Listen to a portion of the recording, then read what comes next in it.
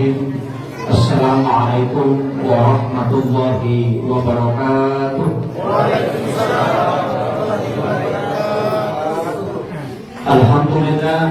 Alhamdulillah Rabbil alamin. Wassalatu wassalamu ala asyrafil anbiya wal mursalin sayyidina wa maulana wa habibina wa syafi'ina wa ala alihi wa ashabihi wa sahabatihi ajma'in, amma ba'd. Ma'asyiral muslimin, ikhwan fillah, sidang jemaah tarawih yang insyaallah dirahmati dan dimuliakan oleh Allah Subhanahu wa taala. Alhamdulillah wa syukurillah wa la haula wa la quwwata illa billah wa huwal aliyyul azim. Hasbunallahu wa ni'mal wakil, ni'mal maula wa ni'man nasir. Kita bersyukur kepada Allah Subhanahu wa taala karena pada malam hari ini kita masih diberikan taufik, hidayah, maunah untuk senantiasa istiqamah dalam menjalankan qiyam Ramadan, dan mudah-mudahan apa yang kita laksanakan pada malam hari ini menjadi salah satu jalan untuk meraih rahmat Allah Subhanahu wa taala sekaligus syafaat Nabiuna Muhammad sallallahu alaihi wasallam. Allahumma shalli ala Muhammadin nabiyil karim. Salam dan salawat tetap tercurah ke pangkuan baginda Rasulullah Muhammad sallallahu alaihi wasallam, Nabi yang kita senantiasa ikuti dalam kehidupan, baik dalam kehidupan pribadi maupun dalam menata rumah tangga dan juga dalam berbangsa dan bernegara. Mudah-mudahan kita bisa mendapatkan syafaatnya kelak. Amin amin ya rabbal alamin. Ma'asyiral muslimin, ikhwan fillah, pada malam hari ini saya mau tanya dulu Pak, sampai jam berapa biasanya jeram?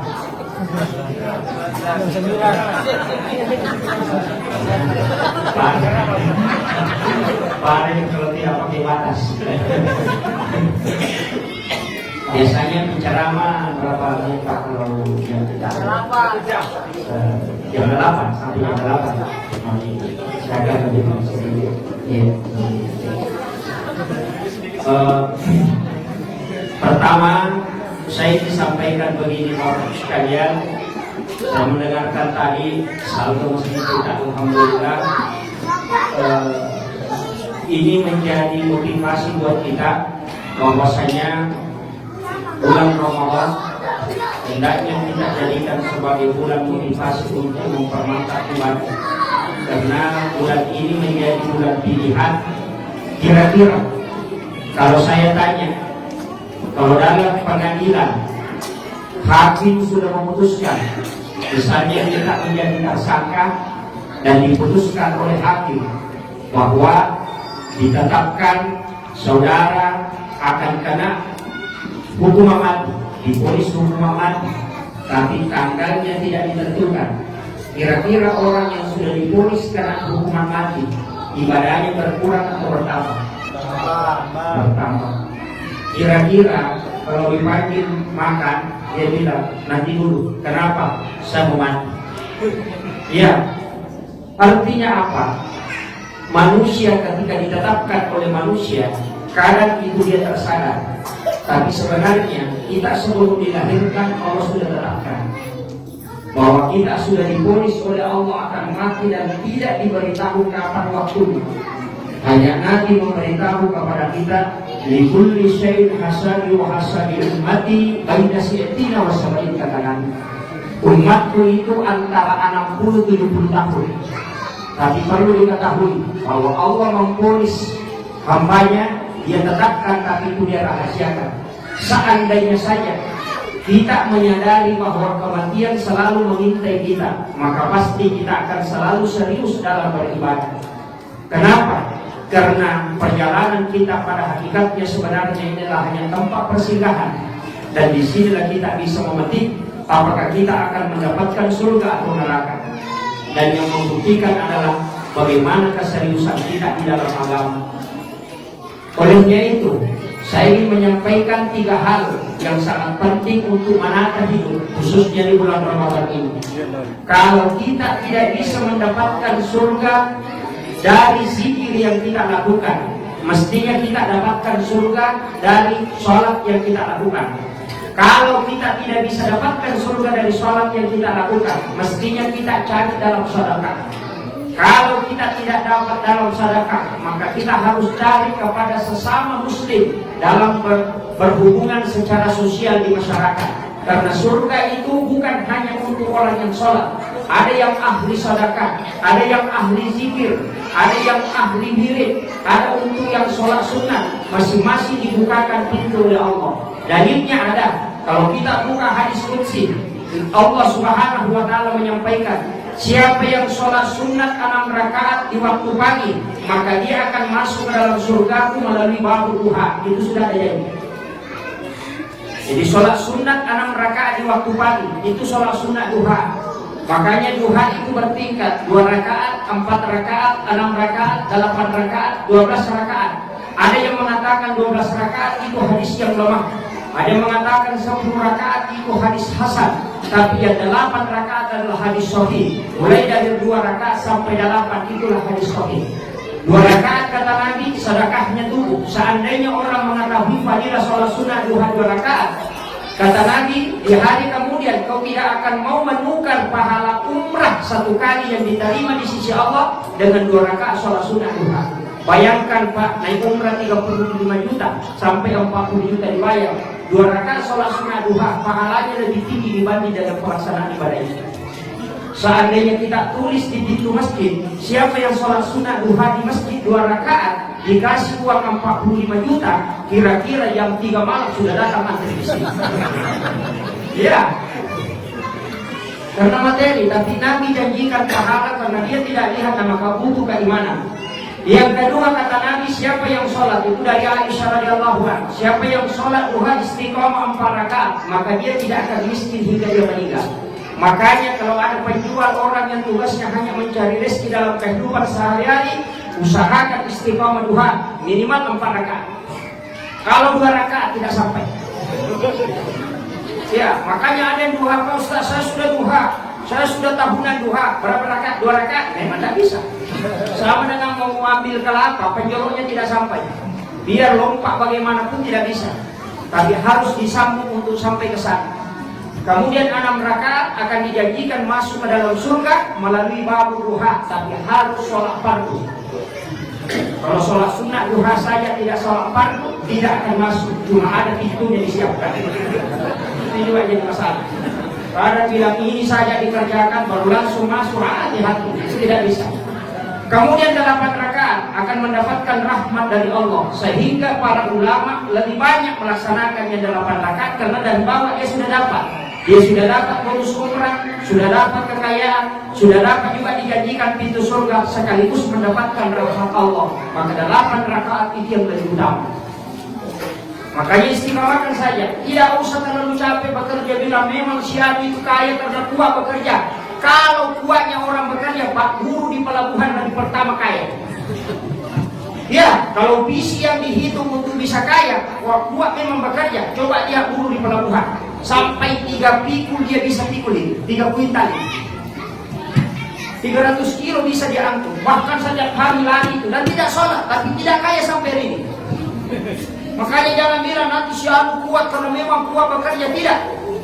Ada juga mengatakan, Pak Ustaz, memang ada doanya makanya dia kaya. Kalau doa dibikin kaya orang, Pak Ustaz pertama naik pesawat pergi jalan. Ya, kan Ustaz tahu doanya.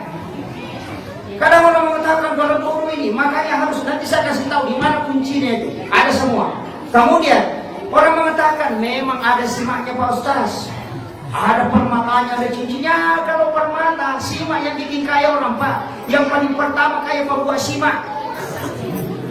Ya, saya punya orang di kampung itu, saya perhatikan itu. Dia bawa permata, Pak, 3 koper. Ada semua permata di situ, pokoknya ada semua namanya. Tapi dia naik motor CDI. Sadangnya saja itu motornya pakai bantal. Dan teleponnya itu diikat dengan kawat. Saya bilang seandainya permata bikin kaya orang, ini sudah naik pesawat. Maka di sini kita harus tanamkan keyakinan. Kenapa rezeki itu dirahasiakan oleh Allah? Kenapa Allah tidak menyampaikan bahwa rezekimu sekian? Karena rezeki itu bersumber dari ketetapan Allah di belakang. Artinya apa? Ada hal yang ditetapkan oleh Allah dan bisa berjalan. Makanya ada namanya qada, ada qadar. Qada itu adalah ketentuan mutlak, sedangkan qada itu akan berjalan. Dalam ayat itu, wa may yattaqillah yaj'al lahu makhrajan wa yarzuqhu min haitsu la yahtasib. Wa may yatawakkal 'ala Allah fa huwa hasbuh. Innallaha balighu amri. Qad ja'ala Allahu li kulli syai'in qadara. Allah yang bilang. Dia akan mendatangkan takdir berikutnya itu. Makanya harus kita yakini itu. Saya mau tanya ini supaya mudah dipahami. Nanti kalau apa tidak tahu. Pernah lihat mobil tangki? Bawa bensin itu? Pernah lihat? Berapa liter diisi dia bawa bensin? 5.000 liter. Tapi kenapa biasanya mobil tangki itu kehabisan bensin? Kalau 5.000 liter dia bawa, tapi habis bensin di tangkinya. Nah ada bensin 5.000 liter dia bawa. Karena tidak ada jalur dan tangki masuk ke tangki mobil. Walaupun 5.000 triliun uang Allah simpan di Lauhul Mahfuz untuk kita, kalau tidak bikinkan jalan untuk turun tidak bakalan dapat. Udah ngerti? Makanya kalau celengan lewat isi 2.000 salam kecil.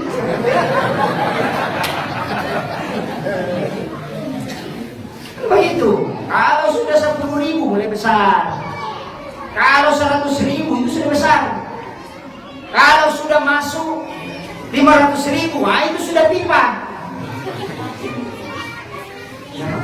Makanya dari situ sebenarnya itu yang harus dipahami, bahwa bikinkan jalan itu rezeki. Sering saya juga tanya, biasa dia orang memancing ikan. Biasa tahu? Biasa juga mancing ikan. Biasa. Kalau orang mancing ikan, Pak, cacing yang disimpan di mata pancing itu untuk ikan atau untuk yang memancing? Untuk ikan. Kalau untuk ikan tidak usah kasih pancing, cukup lempar cacing saja. Coba pikir.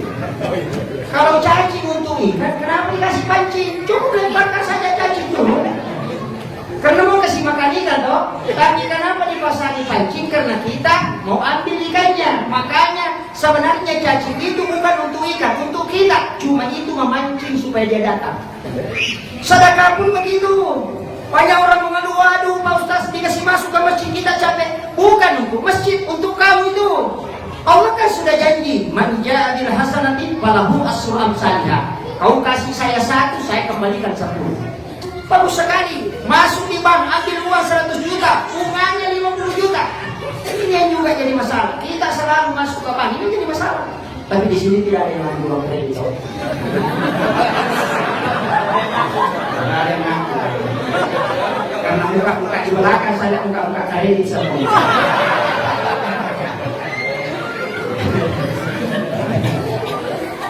Makanya sama dengan asuransi, saya selalu bilang asuransi itu nanti sakit baru kita dikasih, nanti mati baru dapat. Itu asuransi kan begitu. Nanti kecelakaan baru dikasih, nanti mati baru dikasih. Tidak ada lagi gunanya. Sedekah itu menolak bala dan juga memperpanjang umur. Kenapa bukan itu yang dilakukan? Coba pikir. Asuransi kan nanti sakit, nanti kecelakaan, baru didata berapa begitu berapa. Kalau Allah tidak usah. Kenapa? Nabi mengatakan, seandainya balak bersamaan dengan sedekah, maka sedekah tidak akan pernah dilombai oleh balak. Makanya sering kita itu kalau tidur bermimpi kecelakaan, biasa kita tidur bermimpi ditikam oleh orang. Sebenarnya menurut Kiai Syariati mengatakan orang yang bermimpi kecelakaan sebenarnya itu sudah ditakdirkan oleh Allah. Tapi ada tolak balik yang dia lakukan sehingga Allah sampaikan dalam bentuk mimpi karena sudah ditakdirkan di dalam dunia. Maka dia lupa karena ada tolak balik yang dia lakukan. Makanya orang tua mengatakan kalau mimpi meninggal, engkau banyak umur. Ya, karena memang Allah itu rubah.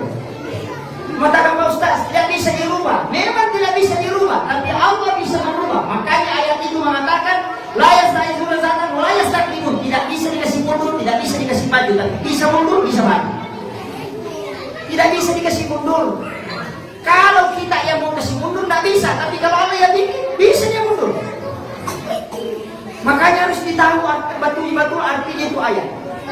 Makanya dari situ ulama mengatakan engkau bisa dipanjangkan umurnya. Makanya di sini sebenarnya paling mudah itu Pak. rumah ini luar biasa. Ini adalah rumah Allah, tempat ibadah. Makanya kalau keluar masjid, baca doanya. Itu doa rezeki. Apa di doa keluar masjid, Bu? Bila saja tidak tahu. Allahumma inni as'aluka min fadlik. Itu ya Allah, berikan aku rezeki yang lebih. Itu rezeki lebih itu. Makanya kalau mau keluar masjid, gurunta itu kalau lupa baca, dia putar masuk lagi baru keluar lagi. Kenapa? Karena itulah doanya orang yang luar biasa. Karena malaikat menunggu di depan pintu. Itu didoakan, diaminkan. Apalagi di waktu subuh, itu luar biasa. Waktu yang paling bagus bersedekah adalah waktu subuh. Kenapa? Karena dua malaikat mendoakan kita di waktu subuh. Kalau tengah malam, tidak. Ada khusus hadisnya. Makanya kalau mau bersedekah yang paling bagus, amal ikhlas, ada waktunya. Sedekah untuk amal ikhlas. Karena amal itu ada ria, ada ujub, ada ikhlas. Tapi ikhlas itu Pak agak berat. Mengatakan karena Allah 500.000, tidak ikhlas. Tanpa nama 1 juta. Sekalinya keluar dari masjid, kodenya tadi ke sini. Kalau tidak saya itu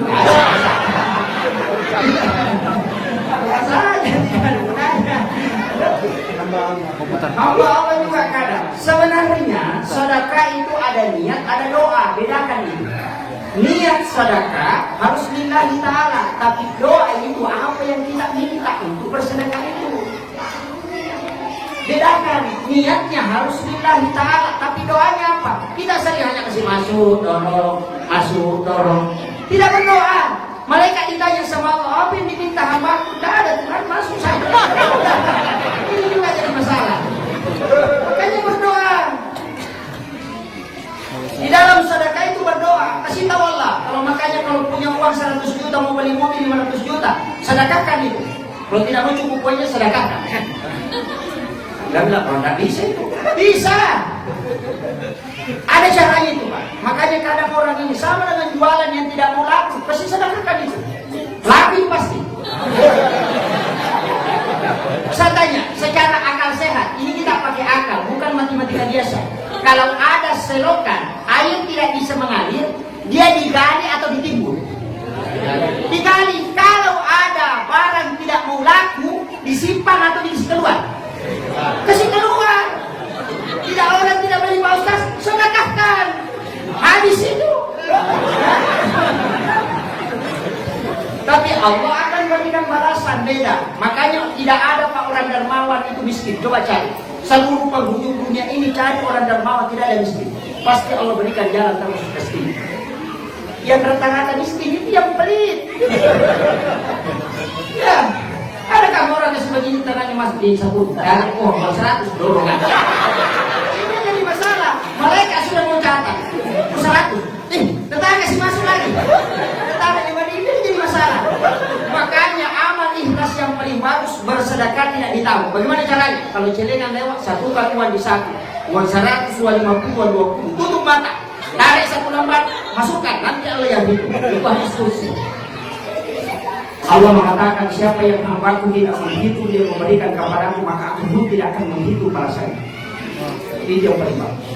Dan itulah yang dipakai ulama. Kalau kita. Makanya uang itu nanti banyak nilainya kalau ke masjid. Tapi kalau keluar masjid di pasar sedikit, dikasih uang 500.000 disuruh ke pasar. Begini kepalanya. Apa ini beli? Tapi kalau 50 diwak ke masjid banyak sekali. Jadi kadang untuk dunia itu sedikit sekali nilainya. Tapi ketika masuk ke masjid terlalu besar kita. Kenapa? Karena iman kita lemah.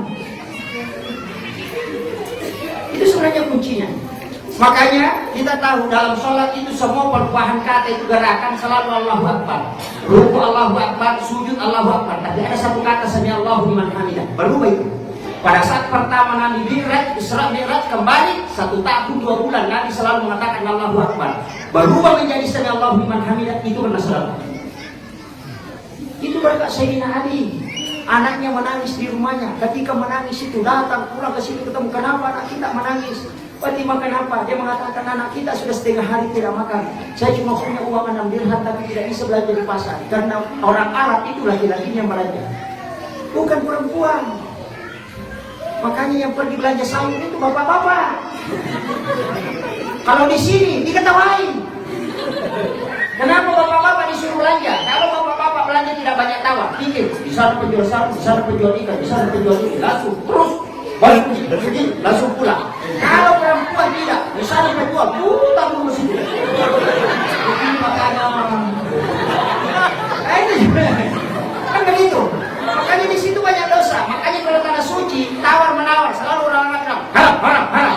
Kenapa? Tidak boleh karena di situ kadang ada dosa ditawar. Naik lagi sedikit, turun lagi sedikit. Itu jadi masalah karena orang sudah tidak ikhlas. Makanya di pasar itu banyak sekali setan. Di situ pusatnya setan itu di pasar. Kalau kita mau masuk baca La ilaha illallah wahdahu la syarika lahu lahul mulku wa lahul hamdu yuhyi wa yumiitu wa la kulli syai'in qadir. Baru masuk pasar supaya kita tidak terpengaruh dengan jin pasar. Baca gitu Bu kalau masuk pasar? Tidak. Tidak ada. Sudah 3 doa tidak ada dihafal. Kayaknya ini Ibu cuma hafal doa umum saja. Disuruh tidur aku bacanya, tidak tahu Pak Ustaz. Bangun tidur, tidak tahu juga. Mau masuk WC, tidak tahu juga. Mau makan, tidak tahu. Apa yang tahu? Bismillah. Oh iya, betul. Kan ada doa umum toh. Kalau doa khusus, Bismillah Allahumma ahya wa bismika amut. Kalau mau masuk masjid Allahumma ftahli abwaaba rahmatika. Saya tidak pernah belajar bahasa Arab Ustaz. Saya tidak hafal. Kalau tidak hafal, pakai saja Bismillah. Keluar Alhamdulillah. Pakai baju Bismillah. Keluar Alhamdulillah. Masih belum hafal Pak Ustaz, jelas saja Allah sudah. Makanya kenapa mudah daripada tidak ada? Makanya agama itu kan sama dengan disuruh mengaji 1000 ayat tidak bisa baca aku mutakasir sebelum tidur. Kemudian disuruh baca khatamkan Al-Quran tidak bisa baca surah Al-Ikhlas 3 kali. Itu kan disuruh itu. Makanya itu sebelum tidur baru dulu baru baca bismillah Allahumma ahya wa bismika amut. Baru baca Fatihah 4 kali, Al-Ikhlas 3 kali, Al-Falaq 3 kali, An-Nas 3 kali, Alif Lam sampai Mulkul. Ayat kursi tambah 2 ayat sesudahnya, 2 ayat terakhir surah Al-Baqarah. Kemudian subhanallah walhamdulillah wala ilaha illallah wala haula wala quwwata illa billah 7 kali. Kemudian tahiyat pertengahan sampai akhir. Kemudian la ilaha illallah 100 kali. Baru subhanallah 33, alhamdulillah 33, Allahu akbar 4 kali. Nah dibaca itu kan? Tidak juga. Ini kan masalah. Makanya rezeki jauh. Bayangkan Bu, itu tidur kita lebih banyak tidur sebenarnya daripada hidup. Kalau kita tidur jam 9 malam, bangun jam 4 subuh, kemudian tidur lagi kalau siang jam 1, kemudian bangun jam setengah 6. Orang itu bakal umurnya 60 tahun, 47 tahun dia tidur. Iya. Lebih banyak tidurnya daripada hidupnya. Makanya tidur harus jadikan ibadah. Itu penting. Makanya jangan sia-siakan itu. Kemudian saya kembali musuh mendalam.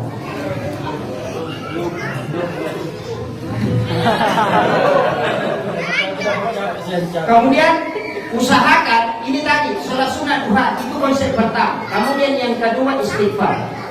Kita sering sudah sholat aja saja subhanallah 33 alhamdulillah 33 Allahu akbar. Itu pun biasa salah. Kalau kita nanya subhanallah sudah. Itu lagi masalah. Dia tidak mengatakan subhanallah dia terus. Alhamdulillah. Ada banyak Pak imam di kampung saya itu biasa saja Pak. Imam kita ini luar biasa bagus, tenang, baca khusyuk itu luar biasa Pak. Enak sekali. Kalau yang berdoa langsung amin. Saya bilang apa yang mau dibilang? Dia nggak begitu. Alhamdulillah. Makmumnya juga hebat. Oh, imam kita. Dia bilang nggak bisa. Ini kan yang banyak masalah muncul. Kenapa? Karena imamnya tidak ada linknya, makmumnya juga los. Sampai rezeki juga jalan terus. Kenapa? Tidak bisa singgah-singgah. Makanya itu doa itu harus cepat. Makanya kalau kita saja menghadap sama bupati bicara baik-baik minta. Makanya orang pintar berdoa itu dia menyanyi dulu. Sama kalau ke rumah mau pinjam uang, ini cantiknya rumah tadi, gordenya dan mana di sana. Lalu kan gorden dia begitu, bukan? Wih lemarinya bagus sekali, ini cantiknya. Betul rezeki kamu di. Wih bunganya cantiknya. Duduk ibu terima kasih wes. Nah betul sih kami. Benarnya kita hidup ini tidak susah apa. Sekalinya kenapa datang pagi-pagi? Anu bu ada satu aku bayar makanya orang pintar kan begitu. Sama kita mau berdoa kepada Allah, sanjung dulu. Engkau yang maha rahman, yang maha rahim, Engkau yang memiliki segala rezeki hanya kepada aku di mana lagi aku meminta kecuali kepadamu. Karena Engkau melarangkan meminta kepada yang lain, maka berikan aku. Langsung minta kepada Allah, sanjung dia, tidak apa-apa. Itulah doa yang diajarkan oleh Nabi. Kadang kita sama saja kalau mau acara pengantin datang ke rumahnya orang, sama kasih pengantin aku bulan depan puncak pas puncak dua beri kita ke situ. Langsung bilang satu je, tapi tidak dikasih. Dan itu doa kalau minta sesuatu jangan pindah kecuali 40 hari. Nabi Musa itu berdoa 30 hari ditegur. Hai Musa, lanjutkan doa tambah 10 hari. Makanya ada kaidah mengatakan tidak dua arba'ina yauman mania 40 hari 40 malam itu terus yang diminta. Kadang kita hari Senin minta sepeda, Selasa minta motor, Rabu minta mobil. Nah hari Kamis baru dilapor. Kenapa Nabi puasa hari Senin? Karena hari kelahirannya. Kenapa Nabi puasa hari Kamis? Karena di situ doa store. Hari Kamis doa di store. Hari Senin minta sepeda, Selasa minta motor, hari Rabu minta mobil, hari Kamis mulai pangkat. Ditanya mereka, apa diminta? Sepeda, motor, mobil. Ayo tidak usah kasih. Iya. Makanya istiqomah minta, pokoknya sepeda, minta sepeda selama 1 tahun, insya Allah dikasih. Karena ada hadis yang mengatakan, saya malu kepada hambaku ketika dia memohon, tapi saya tidak kabulkan. Dia beritahu mereka, mana yang istiqomah? Uji muda watada izadaan, ada terakhir izadaan. Kalau betul-betul dia meminta. Kalau ada anak kita, Pak kita bangun, Ma berikan sepeda, mau tidur, Mak sepeda, mau lagi ke kantor, Mak sepeda. Pulang di kantor, adik sepeda ini mau tidur, Mak sepeda. 1 minggu saja selalu dengan sepeda, kita sudah tidak tahan kalau tidak memberikan. Begitu pula Allah ketika hambanya selalu memohon di setiap waktu sholat. Makanya lakukan itu.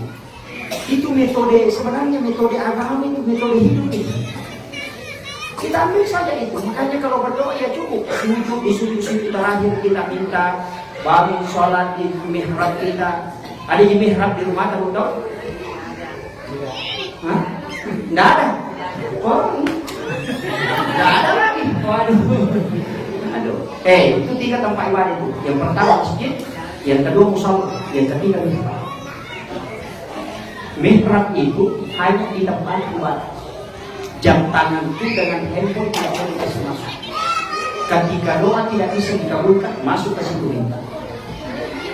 Bikin mihrab di rumah. Itu ayat itu. Ketika Nabi Zakaria sudah tidak bisa, sudah bubanan istrinya sudah menopause dan diponis oleh para tabib bahwa dia tidak bisa melahirkan, tapi dia masuk ke mihrab minta dan Allah turunkan langsung. Makanya mihrab itulah rahasianya ulama di rumahnya. Di kamar dia bikin mihrab itu. Dan dia tidak masuk kecuali sholat. Tidak boleh ada kata-kata dunia di sini. Dulu tanya Jadurah mana mulai itu dia bagi 2 kamarnya. Kamar bersama istrinya, kemudian ada tempat kosong dan itulah mihrabnya. Di situ dia sholat sunat terus. Mengaji di situ, bersihkan di situ, tapi tidak pernah bicara dunia. Kalau dia mau bicara dunia dia keluar. Istrinya hanya ketuk kalau ada orang dan dia tidak bicara. Kapan kita lakukan itu, di situ doa bisa tembus. Dan itu ada.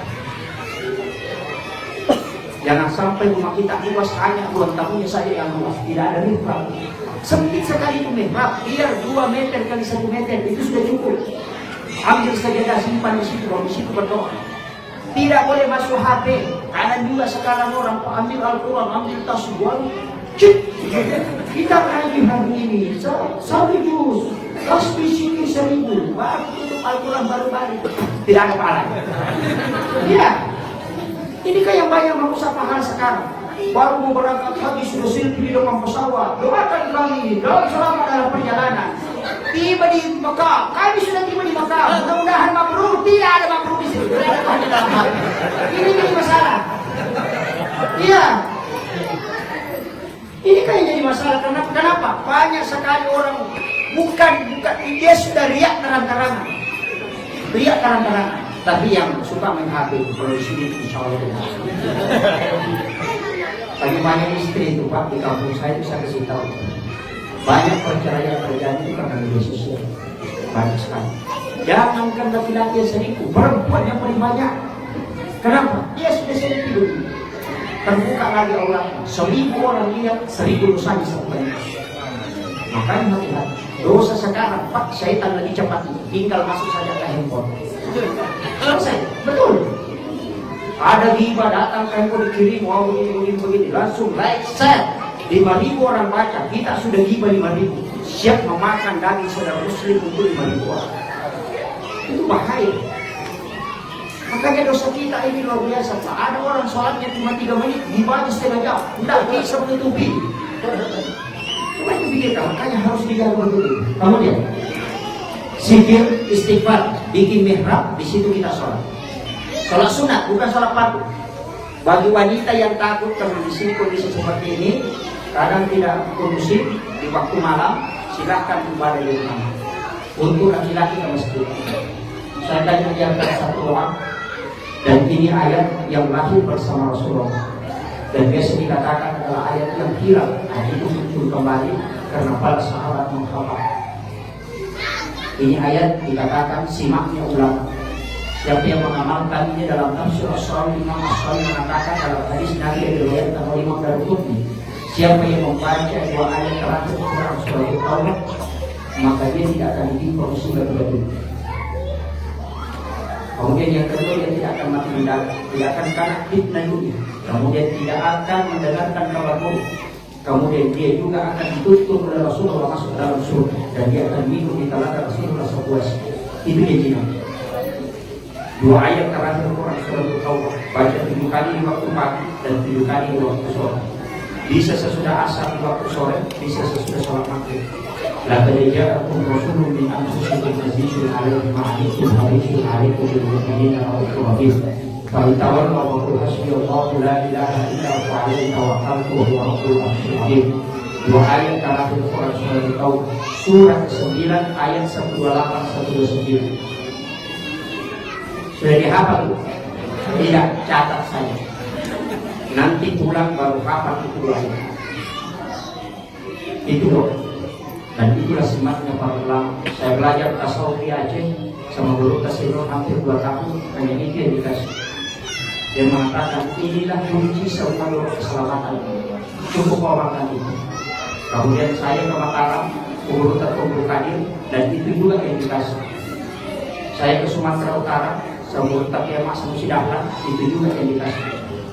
Kemudian saya ke Guru Terkaya Kurang, siapa namanya, Guru Kalisidere, Kaya Guru Yusuf, itu juga yang dikasih. Ditambah 2 ayat terakhir Surah Al-Baqarah. Di Profesor Dr. Muhammad Salim, itu juga yang diajarkan bagi saya ke Jombang, ditambah keras, Guru Kiai Khalid Hasan, itu juga yang dikasih. Lalu dia katakan, ketika engkau membaca 7 kali di waktu pagi, insya Allah malaikat sudah menjadi. Dan itu doa luar biasa. Makanya itulah ayat yang dibaca ketika pindah rumah. Yang banyak orang tidak tahu, karena cuma azan saja. Orang tidak mengobati itu azan, padahal itu sebenarnya azan hanya mengelabui supaya kita tidak ketahuan bahwa ada yang dibaca. Ketika Nabi lahir, pas 40 kali itu mengeluarkan suara. Dan pojok pertama itu kadejah aku minallah nurul wa kitabul mubin. Di pojok kedua wa kunja al-haq wa sakal batil inal batil kana sabuka. Di pojok ketiga kadejah aku rasul. Kemudian di pojok keempat ya itu rasul. Itu yang kita baca di pojok rumah. Kemudian masuk sholat sunnah hajat 2 rakaat.